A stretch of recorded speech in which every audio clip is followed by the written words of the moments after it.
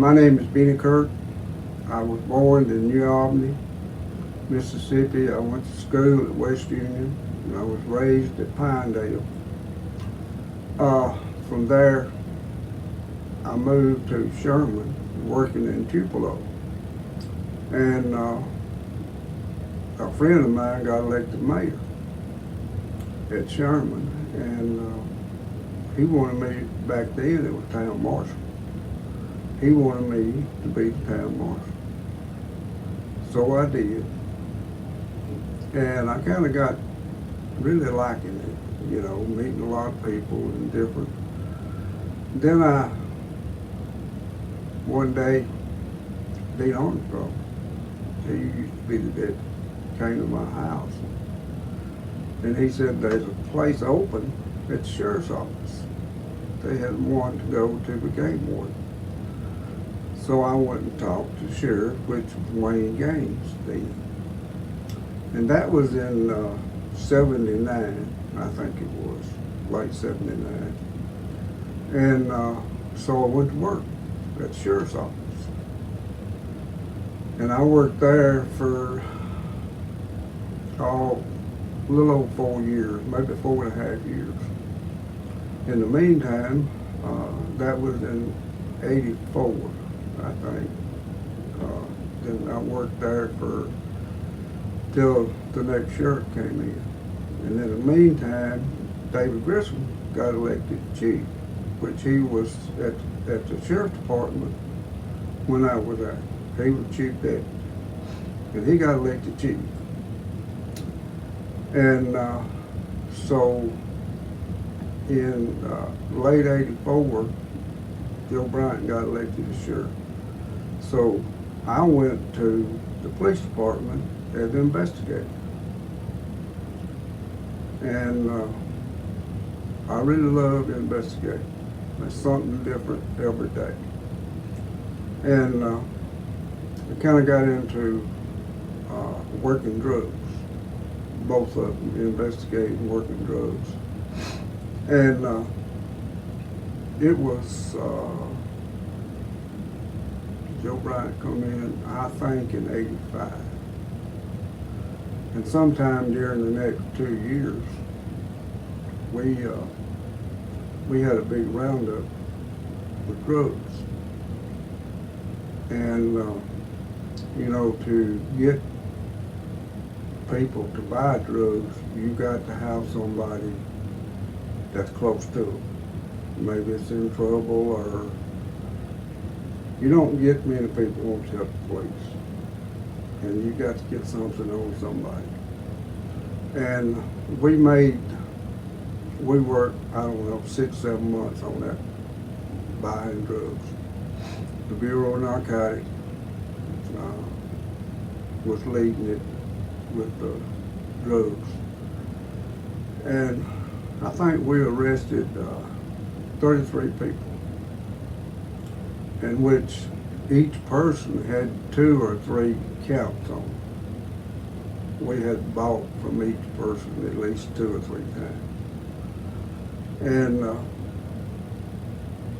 it was pretty exciting. We had a big roundup at one morning.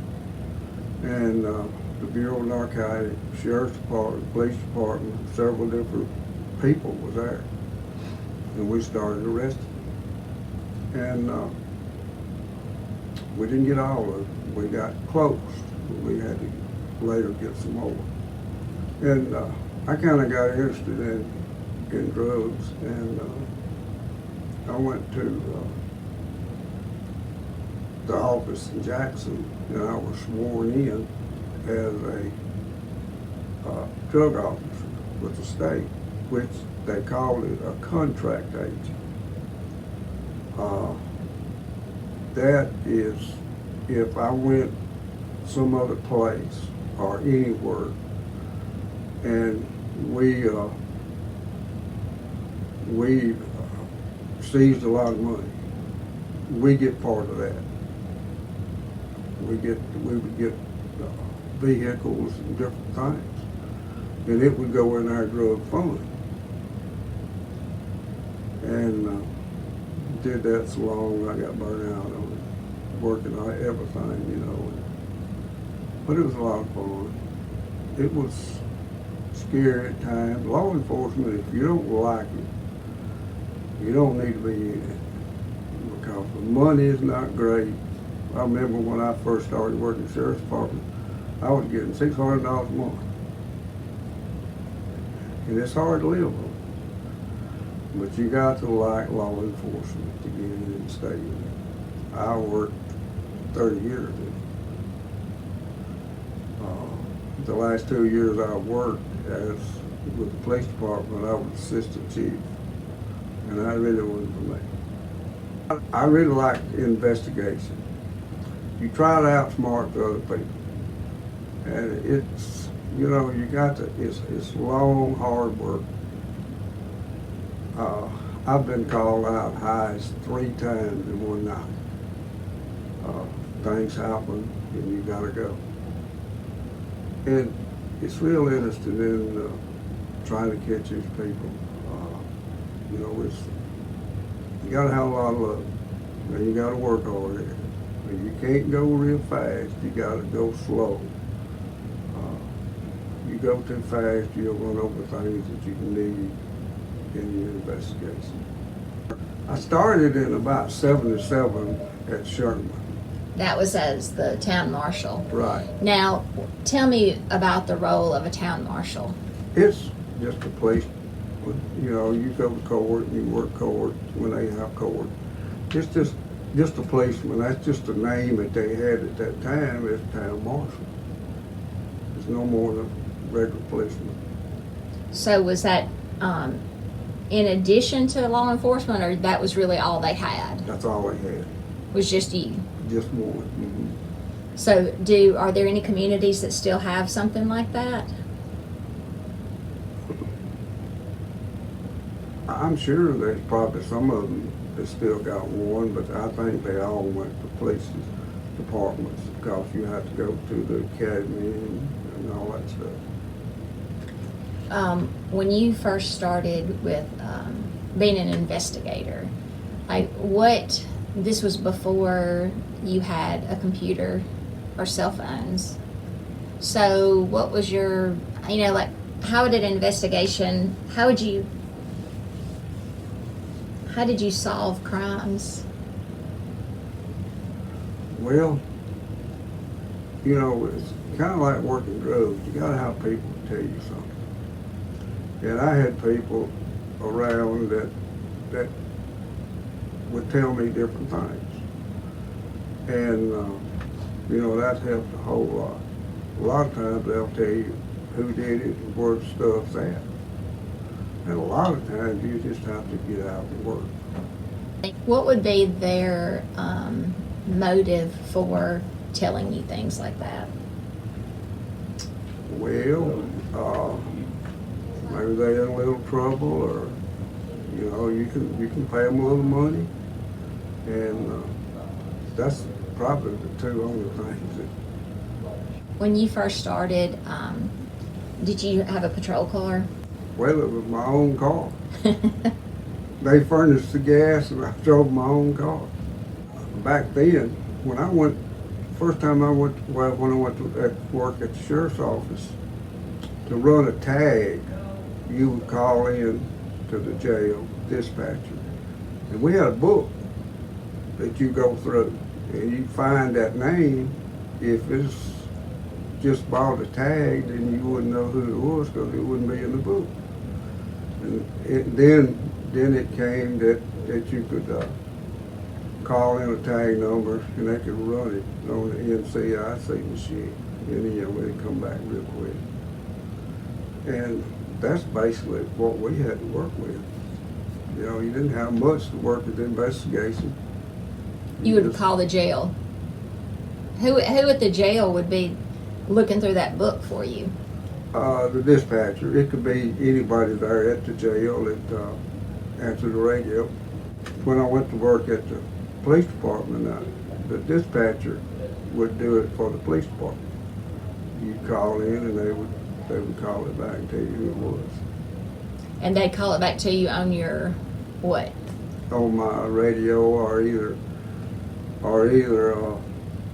call me on the phone after we got phones or something like that. You know, when we had a after a few years, we had a channel in our radio that we could talk and nobody else could hear on what we're saying. You know, we used that on drugs, different stuff. Because people could listen to it on their Right. scanner at home. Mm-hmm. And your friend recruited you. As town marshal, right. And who was that? James Bruce, he was the mayor then. So he's the one who pulled you into it. Yeah, he's the one that got me into it. And that was when your salary was $600 a month? No, it wasn't that much. It was when I went to the sheriff's office, it was $600 a month. Well, I learned a lot from Wayne Gaines when I started, and I learned a whole lot from David Griffin. We worked good together. If I had a problem with something and need to know something, I went and asked David. And he was a good law enforcement. The policeman is to serve and protect. And I think sometimes it starts with a police officer just being himself and treat other people like you want to be treated. You can go out there and stop 10 people, and they'll be used to, you know, maybe more than that now. Used to, you could stop 8 or 10 and say 8 of them would say, "I'm proud you're out here," and the other 2 would throw a fit. But if you'll treat them, you know, when I retired, my investigation over the years put a lot of people in prison. And when I retired, you know, I worried about some of them people coming back and you know, saying, "Well, you didn't treat me right." I tried my best to treat them as well as they'd let me treat them. And I had one man, the only one, he'd come back up and said, "You treated me right."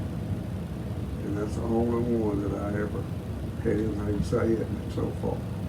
And I think they want any more. It's probably hard to say when you get sent to prison.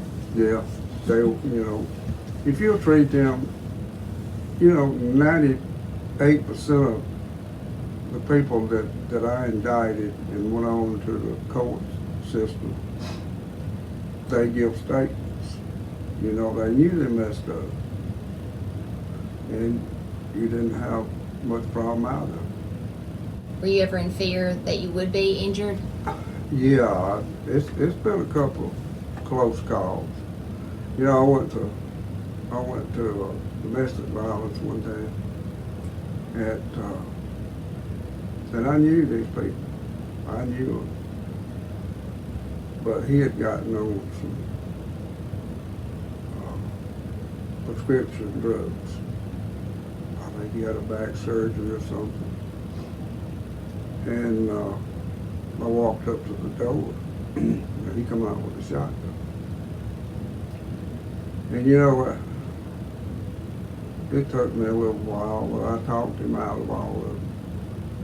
And put him in the car and carried him to jail, and I think they got from there, they got him some help. But I started unloading guns, and that shotgun was a single barrel 20 gauge, and that gun had snapped. Now, I don't know where it snapped at, but I hope it wasn't towards me. And, you know, it's domestic is the worst thing to go to. Really? Because you can go there and you can have the lady turn on you or, you know, different. It's just a bad situation. How do you learn to handle a situation like that? Well, I don't know if you ever learn.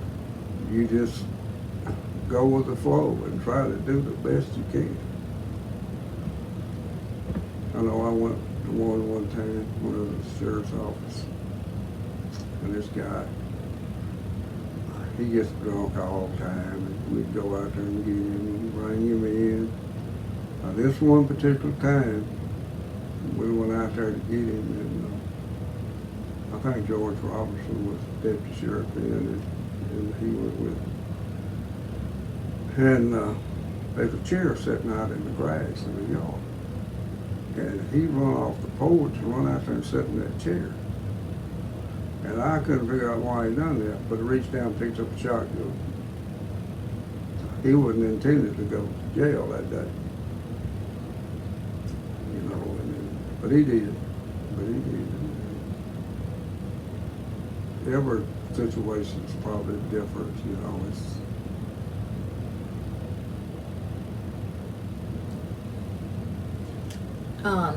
You said that domestic violence was the worst. What was the most common call?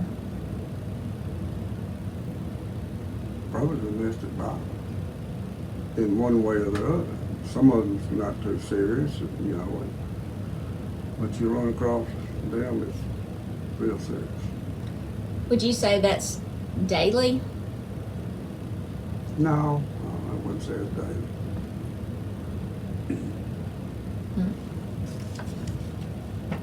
When you would respond to domestic violence calls, did you ever know who had made the call originally? Was it coming from a child or a spouse? Well, we probably wouldn't know. They would call sheriff's office, and they would then call us. Sometimes maybe that if it's the lady calling, she may call from a house down the street or next door or something. Then we'd go talk to her first, see what the deal's about. I bet that was sad. Yeah.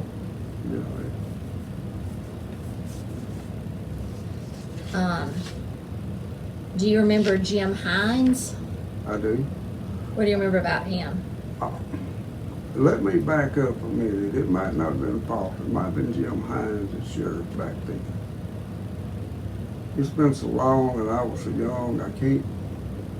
But I was thinking they were Faulkner sheriff at one time. You think he could have been the sheriff when you were in 7th or 8th grade? I think so. It could be. You remember anything about him? No.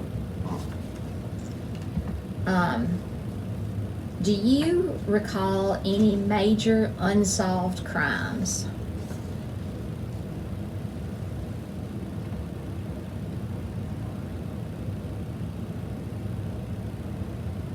I can't, while I was working with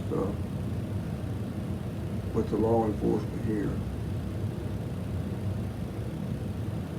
Now, I did hear talk after I came here that convenience store out here on Bankhead, a man got killed in it, but that was before my time. Did you ever have any investigations that you just never could resolve, or Oh yeah, you're gonna have them kind. that you just have to let go? Mm-hmm. Well, you know, people that breaks in some places, a lot more like businesses and different places, they may be from anywhere. And some of the places, counties may arrest them.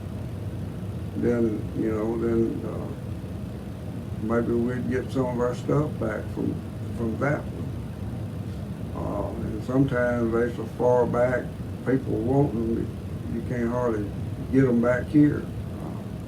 When I was retired, I went to Myrtle School, and I worked over there as resource officers for a couple of years. My daughter was in nursing school at ICC and trying to get my wife to retire. And I told her I'd work till she got out of college, and then I'd retire, and I did.